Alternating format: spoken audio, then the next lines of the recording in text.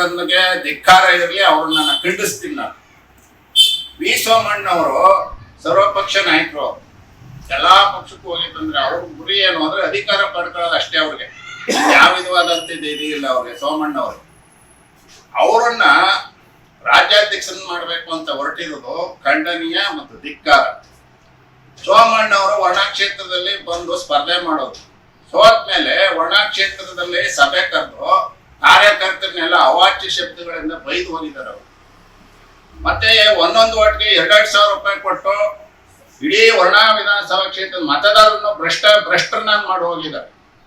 ಇಂಥವ್ರನ್ನೇನಾದ್ರು ಅಥವಾ ಯಾರೇ ಹೊರಗಿನಿಂದ ಬಂದವ್ರನ್ನೇನಾದ್ರು ರಾಜ್ಯಾಧ್ಯಕ್ಷರನ್ನಾಗಿ ಮಾಡಿದ್ರೆ ಬೆಂಗಳೂರಿನ ಕೇಂದ್ರ ಬಿಜೆಪಿ ಕಚೇರಿ ಮುಂದೆ ನಾನು ಸೀಮೆ ಎಣ್ಣೆ ಪೆಟ್ರೋಲ್ ಸುರ್ಕೊಂಡು ಆತ್ಮಹತ್ಯೆ ಮಾಡ್ಕೋತೀನಿ. ಇದು ಕೇಂದ್ರದ ವರಿಷ್ಠರಿಗೆ ಎಚ್ಚರಿಕೆ. ಇದು ಪಕ್ಷಿನ ಕಟ್ಟಿರ್ತಕ್ಕಂಥ ಯಾವುದೇ ಒಬ್ಬ ಸಾಮಾನ್ಯ ಕಾರ್ಯಕರ್ತನ ರಾಜ್ಯಾಧ್ಯಕ್ಷ ಮಾಡ್ಲಿ, ಹೊರಗಿನಿಂದ ಬಂದವ್ರನ್ನ ಯಾರನ್ನು ಕೂಡ ಮಾಡಬಾರ್ದು ಅನ್ನೋದು ನನ್ನ ಆಗ್ರಹ. ಭಾರತೀಯ ಜನತಾ ಪಕ್ಷಕ್ಕೆ ಮುಂದಿನ ದಿನಗಳು ಒಳ್ಳೇದಾಗಬೇಕು ಅನ್ನೋದಾದ್ರೆ ಶ್ರೀರಾಮುಲು ಅವ್ರನ್ನ ರಾಜ್ಯಾಧ್ಯಕ್ಷರನ್ನ ಮಾಡಿದ್ರೆ ಮತದಾರರ ದೃಷ್ಟಿಯಿಂದ ಭಾರತೀಯ ಜನತಾ ಪಕ್ಷಕ್ಕೆ ಒಳ್ಳೇದಾಗುತ್ತೆ, ಪಕ್ಷನೂ ಅಧಿಕಾರಕ್ಕೆ ಬರುತ್ತೆ.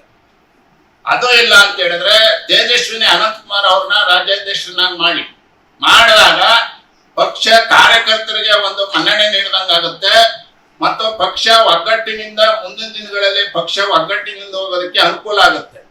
ಅವರನ್ನಾದ್ರೂ ಮಾಡಿ. ಇದನ್ನು ಹೊರತುಪಡಿಸಿ ಏನಾದ್ರೂ ಹೊರಗಿನಿಂದ ಬಂದವ್ರನ್ನ ರಾಜ್ಯಾಧ್ಯಕ್ಷನ ಮಾಡಿದ್ರೆ ಮುಂದಿನ ಪರಿಣಾಮನ ದೆಹಲಿಯ ಪಂಚವರಿಷ್ಠರು ಹೊರಬೇಕಾಗುತ್ತೆ.